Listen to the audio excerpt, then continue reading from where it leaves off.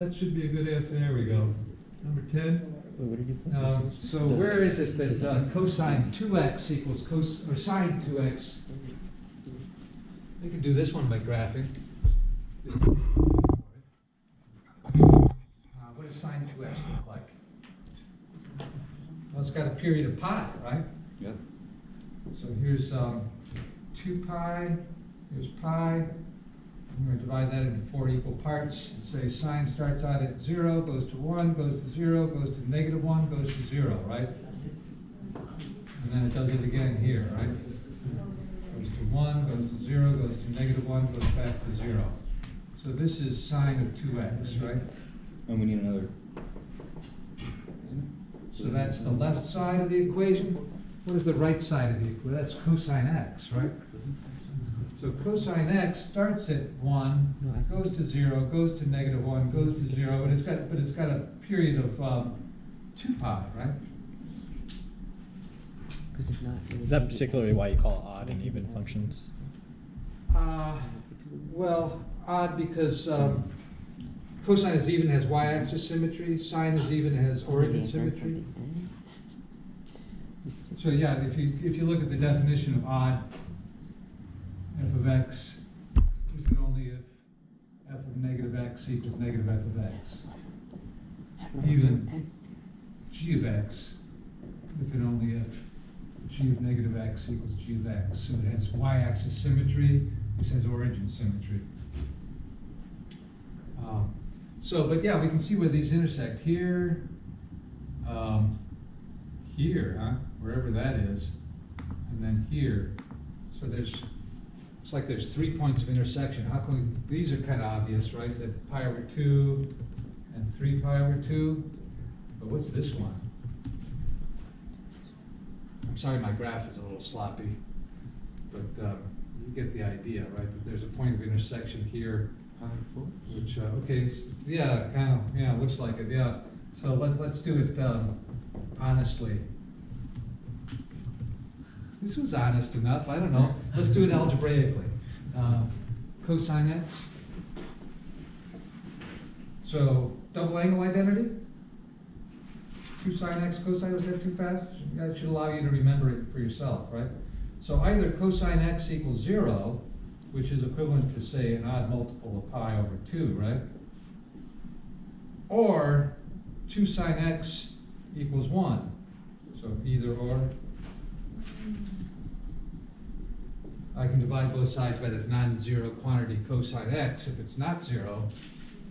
And in that case, I get sine x equals 1/2, which happens at x equals pi over 3 and 2 pi over 3. Oh, I should be getting 2 solutions. Oh yeah, there's another one here. I just totally ignored it, didn't I? Yeah, there's another one here. So these two. So where are they? Well, it looks like pi over 3 and 2 pi over 3, right? Despite my bad graphing. So let's just enter those in. Let's see if that's true. So I get pi over 2. Well, let's say pi over 3 first. Is that what? Pi over 2. And then, then pi over 3.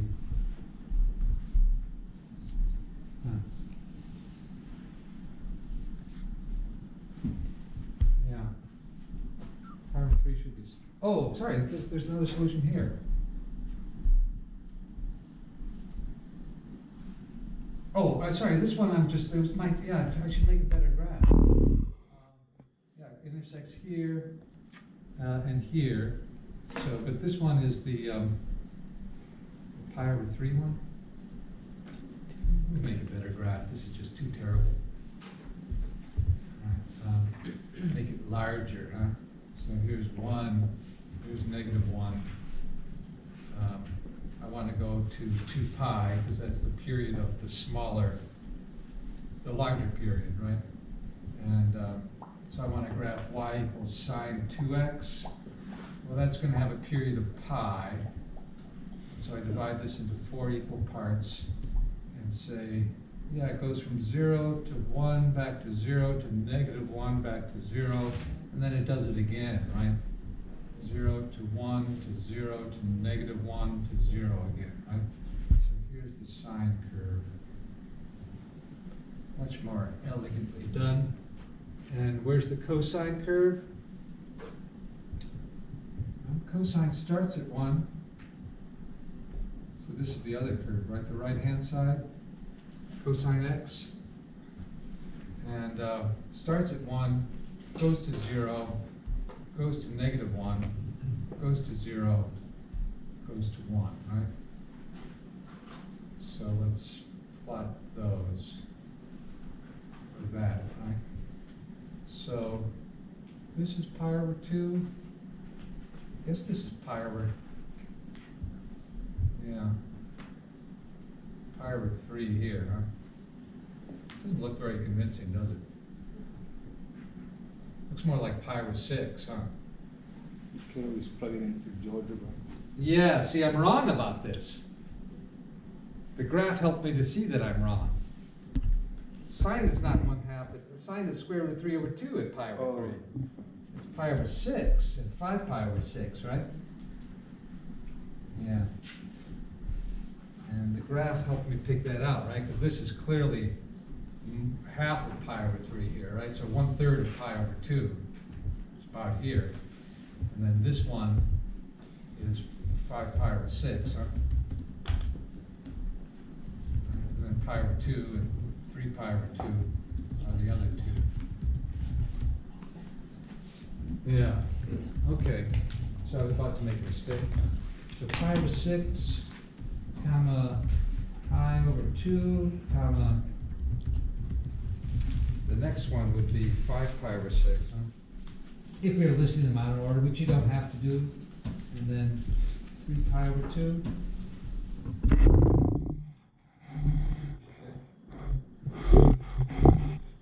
Seems to be good. There's some of these in here where you had to do some approximating. So let's do one more, then I'll give you a quiz. So what's this one?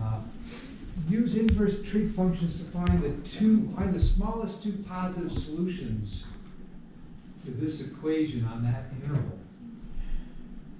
So this is very much separate the two solutions with a comma around to 4 decimal places. So this is an approximation thing, and sometimes that's the only way to go without just using inverse functions, right? If you want to actually just get a number, it's got to be an approximate number. We can't get exact numbers all the time, which is a good thing to realize here. Okay, so what's the equation? It's cosine of 1.5x plus 3.5.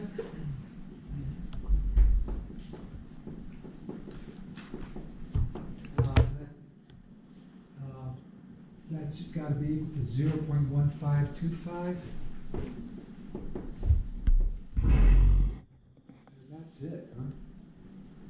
Okay. So 1.5x plus 3.5 is either plus or minus the angle whose cosine is 0.1525. And why plus or minus? Let's dial it up on the circle. So for cosine, we're looking at the horizontal position, right? So if this is 1, then here's 0.5. You can chop this into 5 equal pieces. These are perfectly evenly spaced hash marks, are they not? Pretty close. Yeah, so 1.5 is going to be about 1.525, I'm going to say, is about there, right? So I'm going to have a position up here and a position down here, and those are opposite angles, right? A positive and a negative. Go counterclockwise and clockwise to get to that position, a position on the circle where the x-coordinate is 1.5. I don't know what the y position is there. You could use Pythagoras' identity to figure it out, right? But we don't really need that. So then I guess we want to subtract 3.5. So 1.5x is equal to negative 3.5 plus or minus the angle whose cosine is 0.1525. And then we're going to divide through by 1.5, huh? So 35/15 reduces to 7/3. So I'm gonna write that as -7/3, huh? Is that okay? Rather than 35/15 or some weird decimal. We can approximate it later, right? So the rule of thumb is in general, you know, give an exact thing before you approximate it, right? So this is plus or minus. Now, I can multiply by the reciprocal of 3/2, which is 2/3, right? So this is 2/3, the angle whose cosine is whatever, I'm just leave that as a decimal. And now they want the positive angles in 0 to, yeah, so this could, so we should say any angle coterminal with those, right? So this is going to be multiply both sides by 2/3, and I'll have 4 pi k over 3. So if I take the, yeah, so we got a little bit of work to do here, right? So let's just start listing them out.